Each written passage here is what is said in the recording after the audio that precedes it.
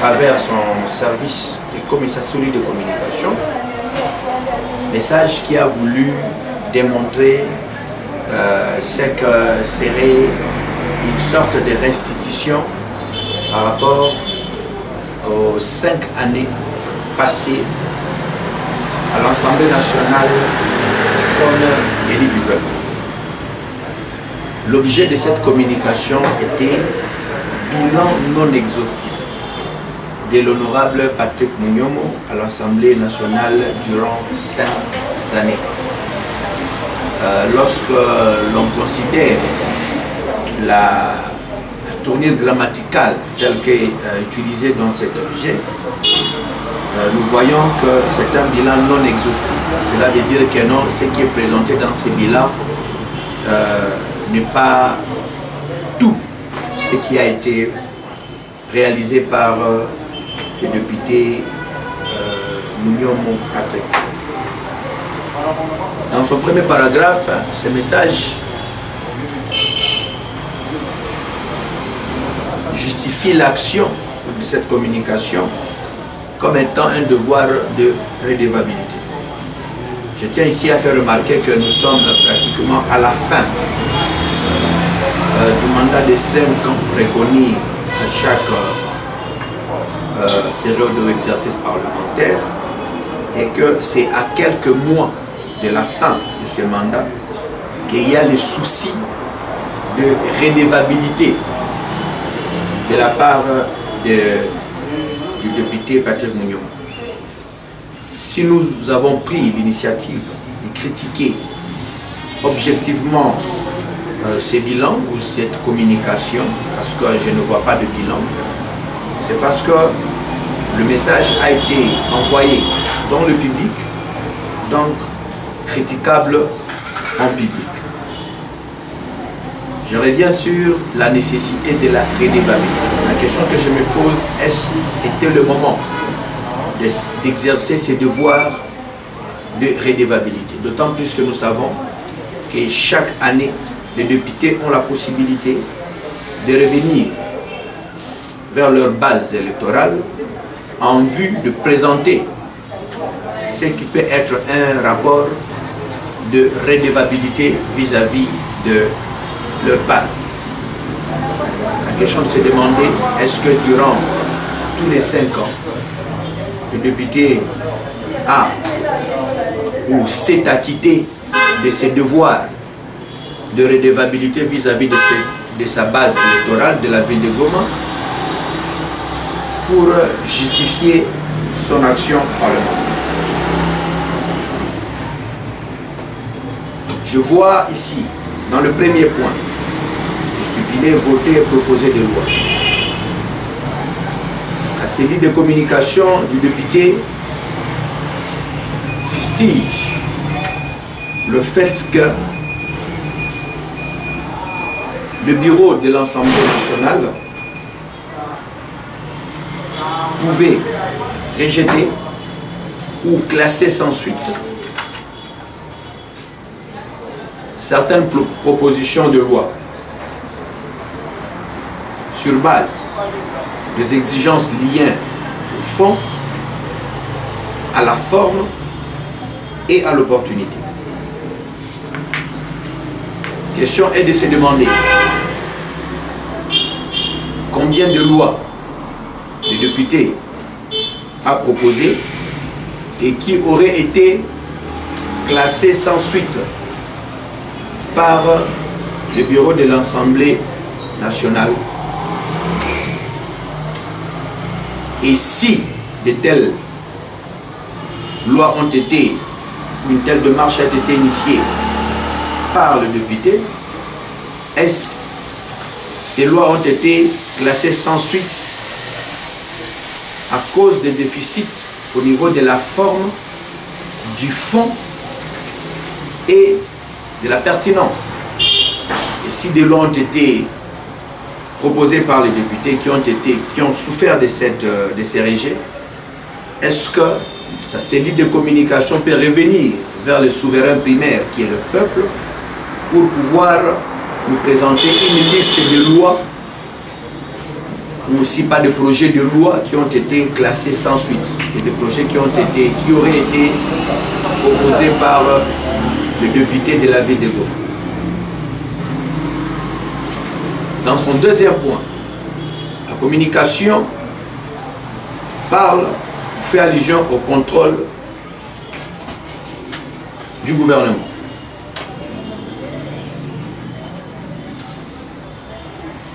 Nous voyons que le message fait des éloges au député pour le fait qu'il a été, durant les 5 ans, président de la commission parlementaire du transport. Ce qui est une bonne chose parce que le peuple congolais, dans son ensemble, ainsi que la population de la ville de Goma, souffre cruellement du manque d'une compagnie de transport urbain appartenant à l'État congolais ou appartenant à la province du Nord-Kivu. Je vois ici le communiqué faire allusion d'une action de blocage. S'il est écrit, après contrôle au ministère des Transports et Voies de Communication, il avait bloqué l'ancien ministre, paix à son âme, Chéribien Okende. Le fait de bloquer l'action d'un ministre pour motif qu'il voudrait amener le gouvernement congolais à créer une compagnie véritablement nationale de transport aérien, parce que le député voudrait que le gouvernement congolais puisse financer le redressement de la société ou de la compagnie Congo Airways. Je voudrais ici apporter quelques éléments de précision à nos compatriotes de la ville de Goma. C'est que le gouvernement congolais, dans la création de la compagnie Congo Airways,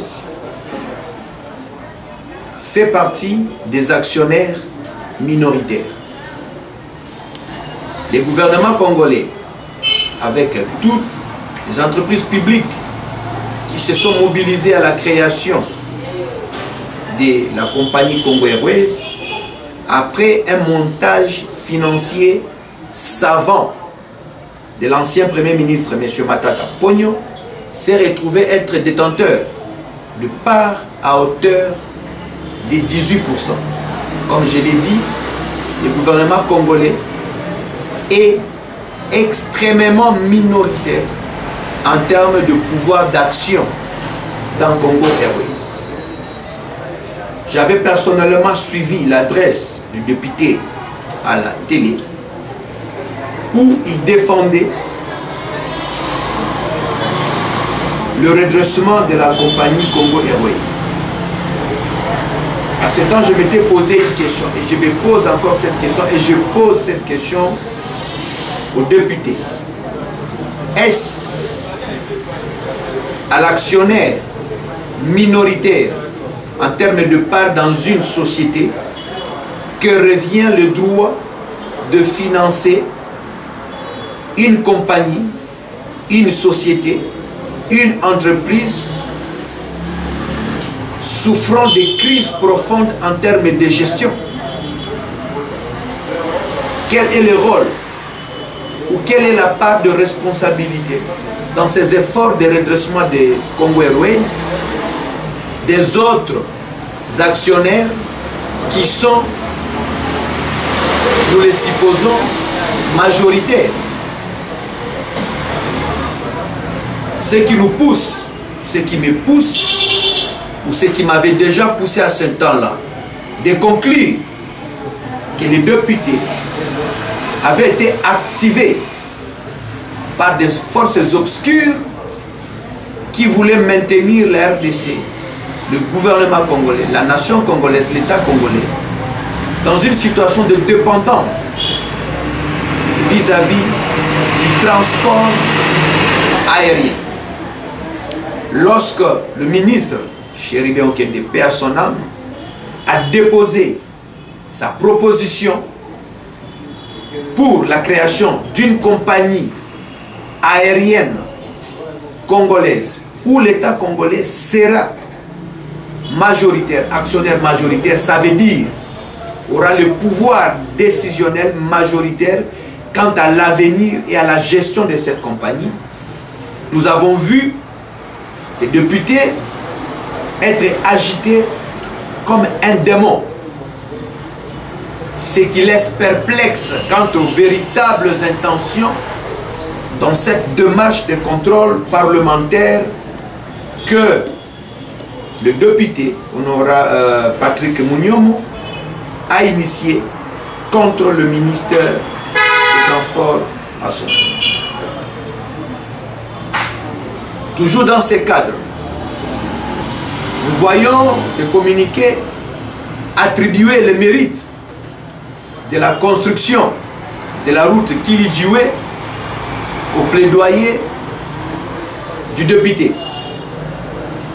Étant qu'un habitant averti de la ville de Goma, et tous les habitants de la ville de Goma, et même la communauté de la société civile, avaient à son temps décrié les détournements de fonds qui étaient destinés à la construction de cette route. Plusieurs plaidoyers avaient été réalisés, notamment par la société civile, par le mouvement citoyen. Et c'était un débat qui avait secoué la ville de Goma. Nulle part, on a vu les députés prendre fait et cause pour la construction de cette route. Mais à notre grand étonnement, nous voyons que ce communiqué de la cellule de communication du député attribue de manière unilatérale la construction de cette route au député. Je m'en vais me poser une question, puisque le communiqué fait état d'une désorientation des fonds. Ça veut dire, en termes clairs, lorsque un projet est financé et que les fonds sont désorientés, ça s'appelle du détournement des fonds. Je m'en vais poser la question à ces députés. Quelle action a-t-il mené, étant que député, étant qu'élu du peuple, pour interpeller ceux qui s'étaient rendus coupables du détournement des fonds jadis destinés à la construction de la route Kili-Djiwe? Parce que si contrôle doit y avoir, cela doit forcément être axé sur la gestion de deniers publics ainsi que tous les fonds que la RDC peut recevoir de ses partenaires bilatéraux. Si les députés et sa cellule de communication peuvent revenir vers la population, qui est le souverain primaire, pour nous présenter les actions et leurs résultats en termes d'interpellation de ceux qui avaient, comme dit dans ces communiqués, détourné les fonds. Nous voyons dans le même communiqué les députés s'arroger le fait d'avoir amené à l'annulation ou à la suppression de la perception de la taxe RAM, ce qui est un faux. Pourquoi? Toute la population congolaise dans son ensemble, tous les élus, la majorité des élus du peuple, sur l'ensemble du territoire national, avaient décrié, le mouvement citoyen avait décrié.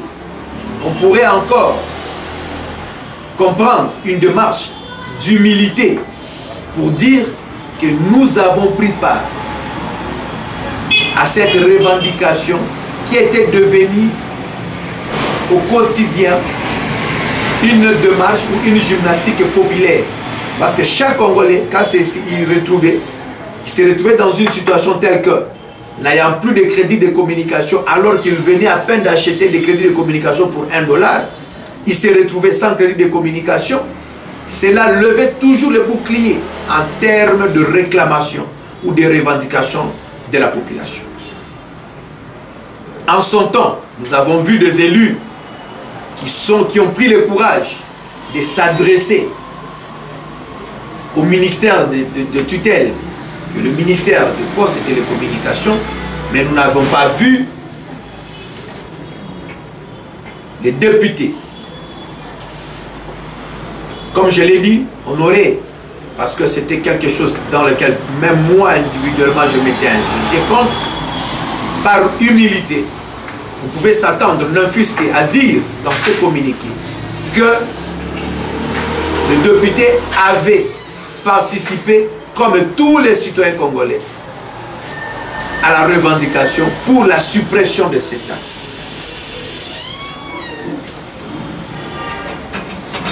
Au troisième point, le communiqué fait état de la représentation du peuple, parce que le point est dit représenter le peuple. Et là, le député, dans son communiqué, c'est la cellule de communication du député, fait état de la présence du député lors de toutes les missions, je ne sais pas le maximum de missions, initiées par le gouvernement central à destination de la ville de Goma. Nous savons que toutes les missions, avant qu'elles ne soient décidées ou autorisées, nécessitent qu'elles soient établies des TDR, des termes de référence, de manière claire. Je me pose la question, à quel niveau le député a-t-il agi ou agissait-il pour influencer tant les missions sur leur forme, sur leur fond? Parce que ici, il est écrit, l'objectif étant de présenter les doléances de la population auprès de l'autorité concernée et de démentir là où une autorité sectorielle peut vouloir présenter un faux rapport. Nous aimerions que le député puisse présenter différents rapports des contrôles parlementaires qu'il avait réalisés en marge de toutes les missions envoyées dans la ville de Goma en province du Nord Kivu par le député, car cela fait partie de ses prérogatives.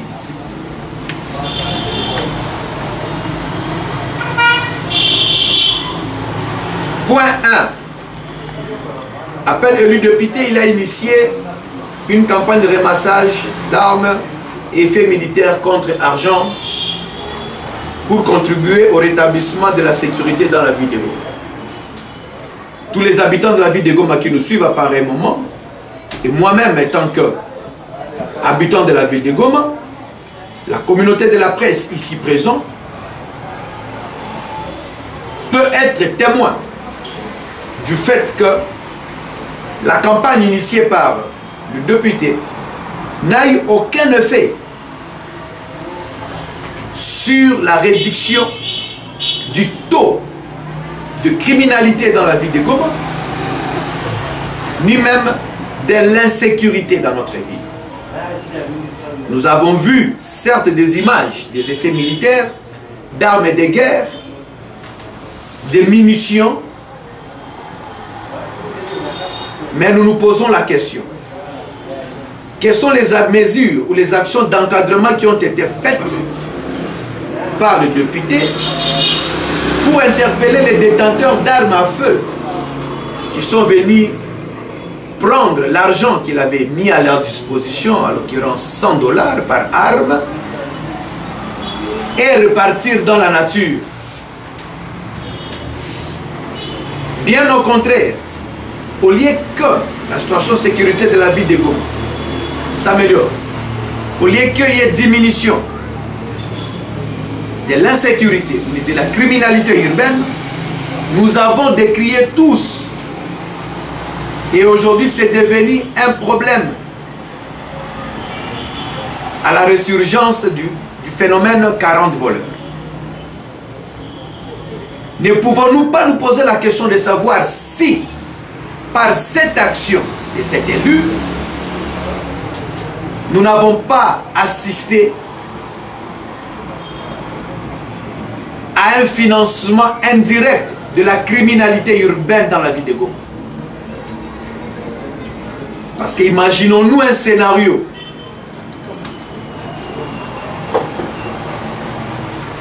Un individu détenteur d'armes létales qui amènerait une arme et recevra 100 $ et que il peut aller se procurer 2 armes avec ces 100 $ qu'il a reçus demain de cet élu du peuple. Ce n'est qu'un scénario, parce que le fait ont tendance à confirmer ces scénarios, parce que juste après cette campagne, la ville de Goma ne pouvait plus passer une seule nuit sans que nous n'ayons appris les assassinats ciblés, les opérations de 40 voleurs, et nous en passons. J'aimerais ici fustiger le fait de la confusion totale par les députés ainsi que sa cellule de communication de ce qui peut être considéré comme des actions individuelles. Parce que ici, nous voyons les communiqués sur le deuxième point de ce troisième tiré, où on parle de la dotation de plusieurs engins roulants ou à la fondation chez député. Lorsque nous parlons d'une fondation, il s'agit bel et bien d'un fait privé et non d'un bien commun. Et cette confusion, le fait pour le député ainsi que sa cellule de communication, tente à convaincre la population de la ville de Goma que des faits privés, des actions privées dont le bénéfice retourne à celui qui les a posés sont de biens collectifs, peut être considéré comme une action de manipulation psychologique de masse initiée par le député ainsi que sa cellule de communication.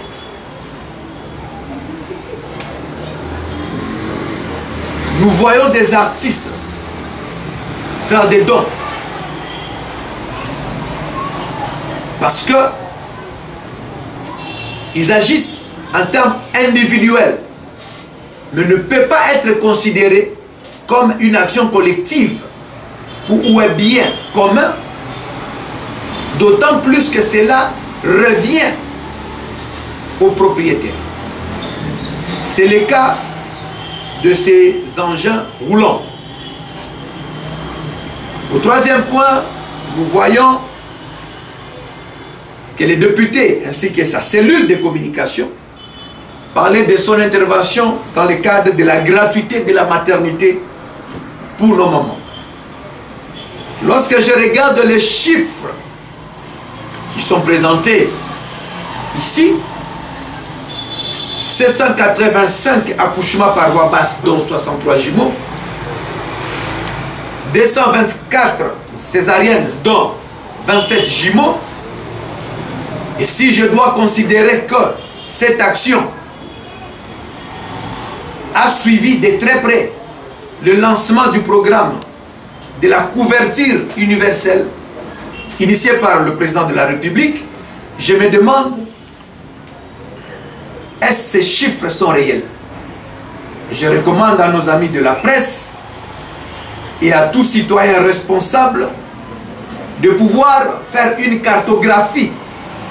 Et ça aurait été intéressant de la part de la cellule de communication du député de pouvoir nous présenter une cartographie pour savoir avec certitude et précision si exactement les députés auraient financer tous ces accouchements.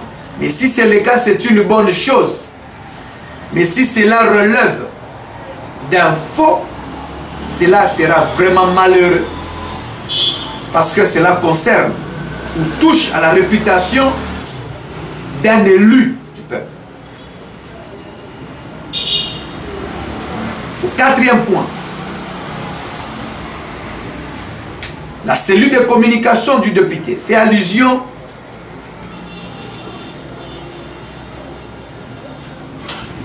aux numéros matricules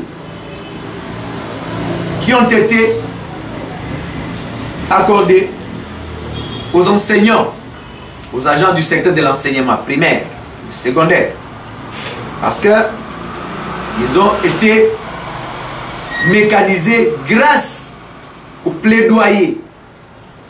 Nous aurons voulu que le député et sa cellule de communication reconnaissent l'humilité dont il devait faire montre, parce que la mécanisation des agents de la fonction publique n'a pas été initiée pendant cette période. Elle a été initiée depuis 2013. C'était dans le souci d'avoir un contrôle sur les effectifs de la fonction publique, les effectifs de l'armée, de la police ainsi que de services de sécurité, mais également parce que souffrant de plusieurs structures d'enseignement primaire et secondaire fictives, il fallait pour le gouvernement avoir une maîtrise des effectifs, raison pour laquelle il y a eu un processus accéléré de mécanisation des enseignants, tant de l'enseignement primaire que de l'enseignement secondaire. Donc, prendre cela comme une dividende pour la population de la part de l'action parlementaire de cet élu du peuple relève de mauvaise foi et de volonté ou de volonté manifeste de manipuler la population. Je suis estomaqué au point 6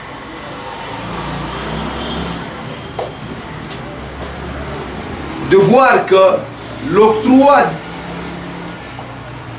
de véhicules à plusieurs personnes, et quand je regarde sur la liste, ce sont en fait des individus qui sont liés à la personne du député. Et cela ne peut en aucun cas être considéré comme une action parlementaire d'un élu du peuple en faveur du peuple congolais ou de la population de la ville de Goma. Je reviens sur le point 5, là où le communiqué donne en termes de crédit aux députés le fait du lancement du projet du dégazage du lac Kivu du côté congolais.